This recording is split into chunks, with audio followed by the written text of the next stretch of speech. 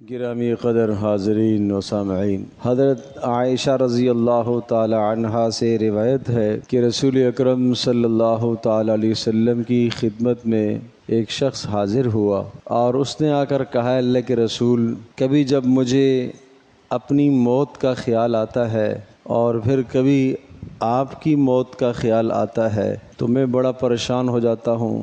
اپنے گھر میں اپنی بیوی اور بچوں کے ساتھ جب ہوتا ہوں تو آپ کی یاد آتی ہے، اس وقت تک قرار نہیں آتا جب تک آ کر آپ کو دیکھ نہ لوں۔ دوڑتا بھاگتا آتا ہوں، آ کر آپ کی زیارت کرتا ہوں اور اس زیارت کے نتیجے میں مجھے سکون آ جاتا ہے۔ پھر گھر میں مشغول ہوتا ہوں، پھر آپ کی یاد آتی ہے، پھر بھاگتا آتا ہوں، آ کر آپ کی زیارت کرتا ہوں، آپ کو دیکھتا ہوں، سکون آ جاتا ہے۔ لیکن مجھے یہ خیال مسلسل پریشان کر رہا ہے کہ بالآخر مجھے مرنا تو ہے ہی ہے اور آپ بھی دنیا سے جائیں گے۔ موت جب ہمارے اور آپ کے درمیان میں جدائی ڈال ہی دے گی تو اس کے بعد آپ تو جنت میں ہوں گے اور بلند درجوں پر ہوں گے، اور میرا پہلے تو جنت میں جانا پتہ نہیں ہو سکے گا یا نہیں، اور جنت میں اگر چلا بھی گیا تو پھر آپ کا مقام اور مرتبہ تو بہت بلند ہوگا، تو میں آپ کی زیارت کیسے کروں گا؟ تو صحابی کو یہ غم لگا ہوا ہے کہ جنت میں اگر چلا بھی گیا تو آپ کی زیارت کیسے کروں گا؟ اول تو جنت میں جانا نہ جانا میرے لیے پتہ نہیں ہو سکے گا، نہیں گیا بھی تو آپ کی زیارت کیسے ہو سکے گی، اس لیے کہ آپ تو بلند درجوں پر ہوں گے۔ پیارے پیغمبر صلی اللہ تعالی علیہ وسلم سے اس قدر بے پناہ محبت کرنے والے یہ لوگ تھے کہ جب تک رسول اکرم صلی اللہ تعالی علیہ وسلم کو دیکھ نہ لیں چین نہیں آتا تھا۔ پیارے پیغمبر صلی اللہ تعالی علیہ وسلم نے ابھی تک کوئی جواب عنایت نہیں فرمایا کہ اللہ تبارک تعالی نے یہ آیات بینات نازل فرمائی، وَمَن يُطِعِ اللَّهَ وَالرَّسُولَ، کہ جو شخص اللہ اور اس کے رسول کی اطاعت کرے گا وہ نبیوں کے ساتھ ہوگا، وہ صدیقین کے ساتھ ہوگا، وہ شہداء اور صالحین کے ساتھ ہوگا، وَحَسُنَ أُولَئِكَ رَفِيقًا، اور یہ آخرت کی سب سے بہترین رفاقت ان لوگوں کی ہے۔ تو کس پر؟ رسول اللہ صلی اللہ علیہ وسلم کا پڑوس، آپ علیہ الصلوۃ والسلام کی رفاقت، اور جنت میں آپ علیہ الصلوۃ والسلام کا تعلق کس پر ملے گا؟ اطاعت پر۔ تو وہ شخص پھر مطمئن ہو گئے کہ وَمَن يُطِعِ اللَّهَ وَالرَّسُولَ، کہ جو اللہ اور اس کے رسول کی اطاعت کرے گا اللہ پاک اس کو قیامت کے دن نبیوں کے ساتھ کر دیں گے۔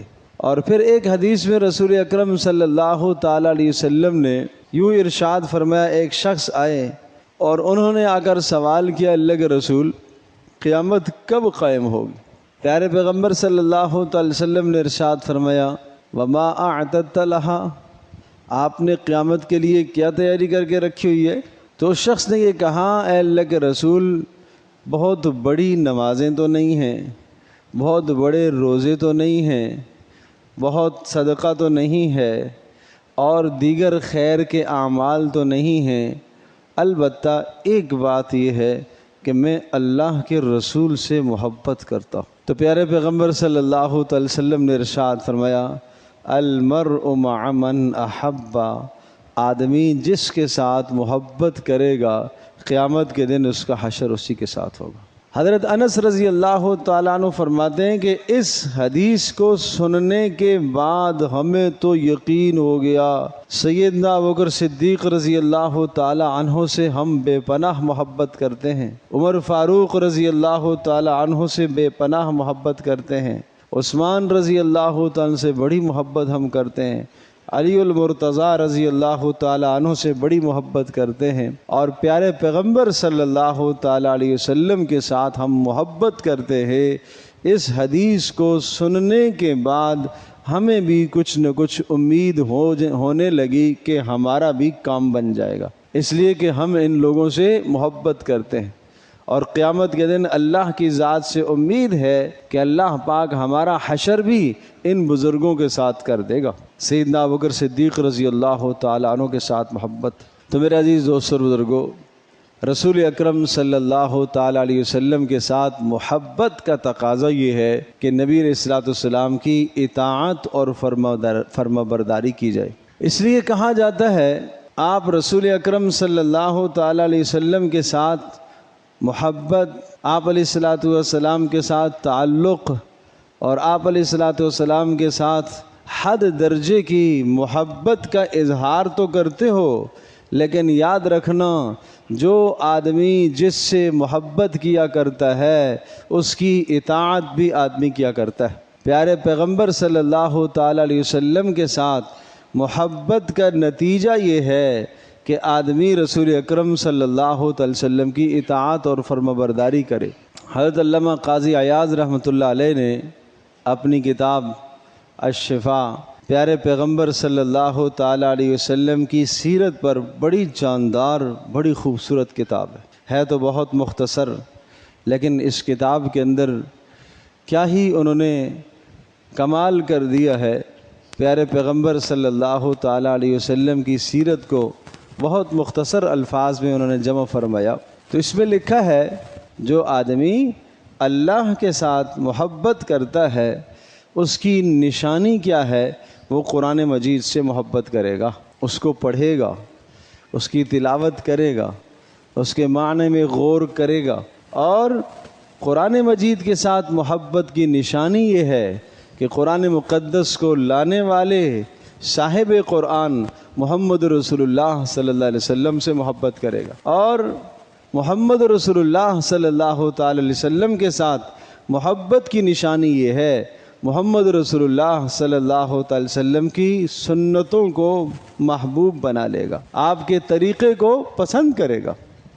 اور پیارے پیغمبر صلی اللہ تعالی علیہ وسلم کی سنتوں کے ساتھ محبت کی نشانی یہ ہے کہ آخرت کی رغبت دل میں بیٹھ جائے، شوق پیدا ہو جائے، جنت کا شوق لگ جائے، اللہ کی ملاقات کا شوق لگ جائے، اللہ کے دیدار کا شوق لگ جائے، اور جہنم کا خوف آئے، اور ہر وقت یہ سوچے کہ مجھے اللہ کے سامنے حساب دینا ہے۔ یہ کیفیت اگر بن جائے یہ اس بات کی نشانی ہے کہ یہ اللہ کے رسول صلی اللہ علیہ وسلم کی سنتوں سے محبت کرتا ہے۔ اور جو سنتوں سے محبت کرے گا وہ اللہ کے رسول سے محبت کرے گا، اور جو اللہ کے رسول سے محبت کرے گا وہ قرآن مجید سے محبت کرے گا، اور جو قرآن مجید سے محبت کرے گا وہ اللہ پاک سے محبت کرے گا۔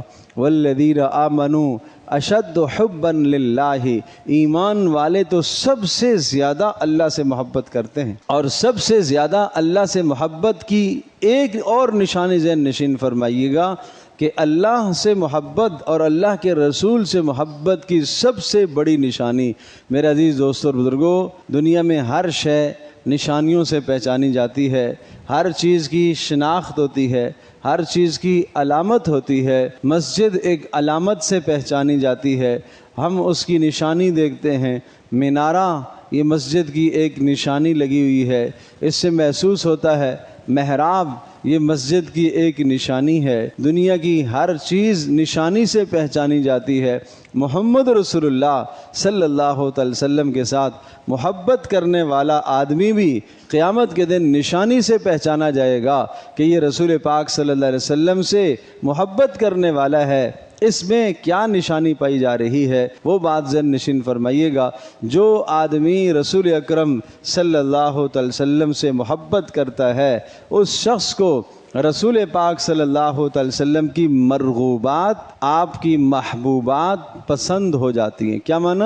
جن چیزوں کو رسول پاک صلی اللہ علیہ وسلم پسند کرتے تھے وہ چیزیں اس محبت کرنے والے کے نزدیک بھی پسندیدہ ہو جاتی ہیں، اور جو چیزیں رسول پاک صلی اللہ علیہ وسلم کے نزدیک ناپسند تھی اس محبت کرنے والے کے نزدیک بھی وہ چیزیں ناپسند ہو جاتی ہیں۔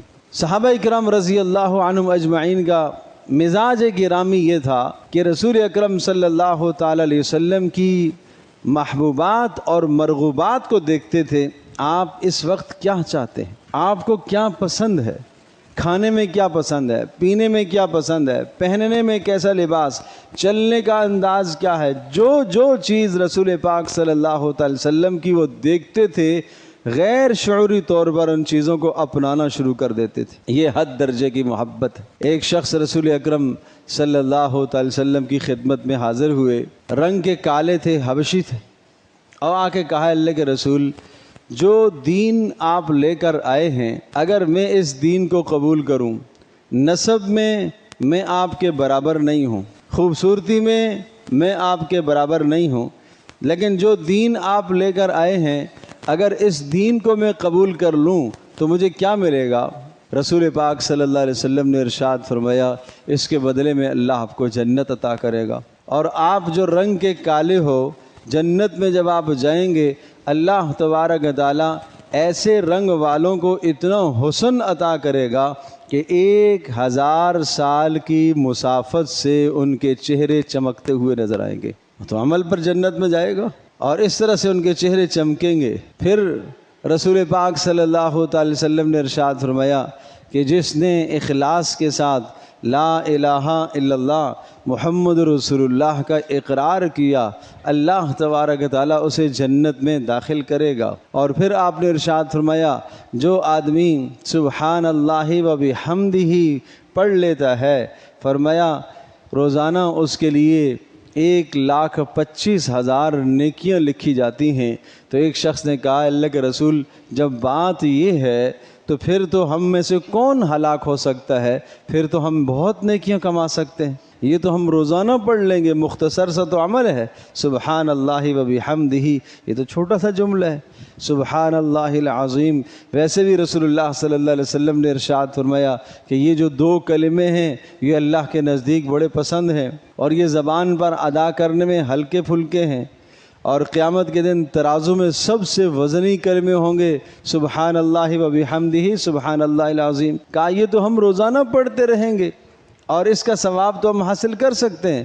پیارے پیغمبر صلی اللہ علیہ وسلم نے ارشاد فرمایا بات یہ ہے کہ اتنے بڑے اعمال بھی اگر کوئی آدمی لے کر آئے پہاڑوں جتنے، اور ان اعمال کے نیچے وہ دب جائے گا، لیکن اللہ کی نعمتیں اتنی ہیں ان نعمتوں کے مقابلے میں اپنے اعمال کو دیکھے گا تو وہ اپنے اعمال اس کو بہت کم لگیں گے۔ ایک اور روایت میں آتا ہے حضرت عمر رضی اللہ تعالی عنہ نے حضرت ابی بن کعب رضی اللہ تعالی سے پوچھا کہ آخرت کے متعلق، تو فرمایا امیر المومنین قیامت میں ایک آدمی 70 نبیوں جتنے بھی اعمال اگر لے کر اللہ کے دربار میں جائے گا تو اس کے اعمال کم پڑ جائیں گے، جب اللہ کے عذابوں کو دیکھے گا، ہولناکیوں کو دیکھے گا تو اس کے مقابلے میں اس کے اعمال کم پڑ جائیں گے۔ تو وہ اعرابی اور وہ دیہاتی، وہ رنگ کا کالا جو تھا، رسول اللہ صلی اللہ علیہ وسلم کی باتیں سنتا رہا بڑی غور سے، توجہ سے۔ اسی اثناء میں یہ آیات نازل ہوئیں هل اتى على الانسان حين من الدهر لم يكن شيئا مذكورا انا خلقنا الانسان من نطفة امشاج نبتليه فجعلناه سميعا بصيرا۔ یہ سورۃ الدہر کی آیات جس میں جنت کی نعمتوں کو اللہ نے بیان فرمایا تو ان کے آنکھوں سے آنسو آ گئے کہ اللہ کے رسول ہم جیسوں کو جو رنگ کے اچھے نہیں ہیں، نسل میں خاندان میں بہت اعلیٰ نہیں ہیں، کیا ہم جیسوں کو بھی یہ نعمتیں ملیں گی؟ ہم جیسوں کو بھی یہ نعمتیں ملیں گی؟ پیارے پیغمبر صلی اللہ تعالی وسلم نے بتایا ہاں میرے دین میں رنگ اور نسل کا اعتبار نہیں ہے، میرے دین میں تو تقوی کا اعتبار ہے۔ جو متقی ہوگا، جس کے دل میں اللہ کا خوف ہوگا، وہ اللہ کا محبوب، جس کے دل میں اپنے نبی صلی اللہ علیہ وسلم کی عظمت ہوگی اور نبی کی اطاعت کرنے کو اپنا شیوا اور اپنا طریقہ بتائے گا، وہ خاندان کا کچھ بھی ہو، وہ نسل کا کچھ بھی ہو، مال اس کے پاس کچھ نہ ہو، دنیا کی کوئی شے اس کے پاس نہ ہو، اس نے اپنے نبی کے دین کو سینے سے لگایا، قیامت کے دن اللہ پاک اس کو جنت میں اپنے نبی کے ساتھ داخل کرے گا۔ بس یہ کہتے کہتے آپ علیہ السلام نے یہ باتیں ارشاد فرمائی फरमाई और उसकी आँखों से मुसलसल आंसू बहते रहे और बिलाखिर इसी असना में उसका इंतकाल हो गया। आप अलैहिस्सलाम की मजलिस में बैठे बैठे उसका इंतकाल हो गया। फिर प्यारे पैगम्बर सल्लल्लाहु अलैहि वसल्लम ने उसकी तजहीज़ और तकफीन का इंतज़ाम फरमाया। तो देखो कैसे जन्नत के शौक़ में मर जाने वाले लोग थे, रसूलुल्लाह सल्लल्लाहु अलैहि वसल्लम की मोहब्बत में मर मिटने वाले लोग थे।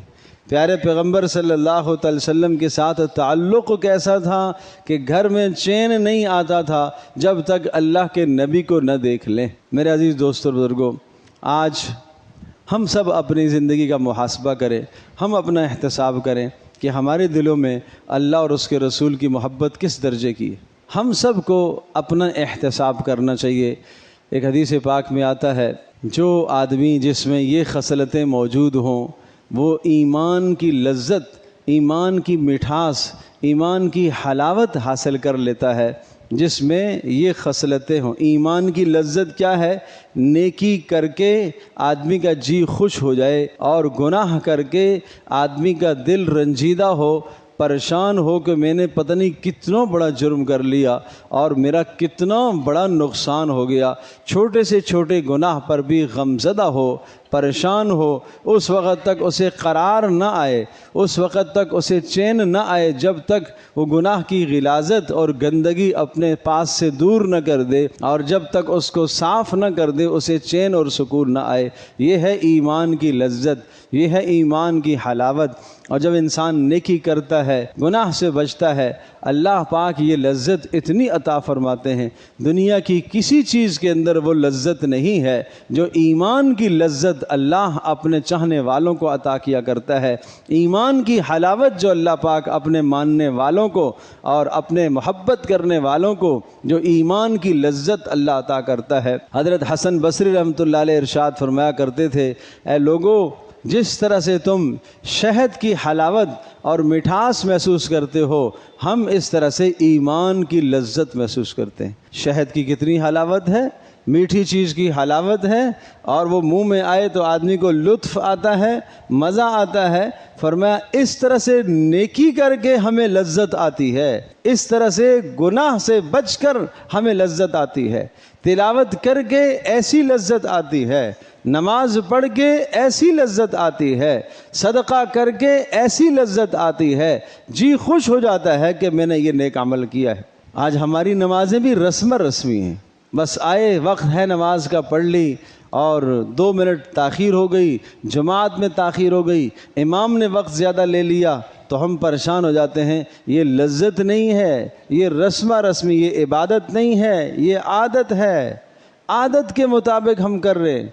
आओ ना, वहाँ वज़ू के लिए जब बैठो तो वो तसव्वुर तो लाओ, वो ख्याल तो लाओ। हज़रत अली रज़ी अल्लाह ताला अन्हो जब अज़ान होती, वज़ू का वक्त आता, वज़ू के लिए बैठते, चेहरे का रंग फ़क़ हो जाया करता था, गमज़दा हो जाते थे।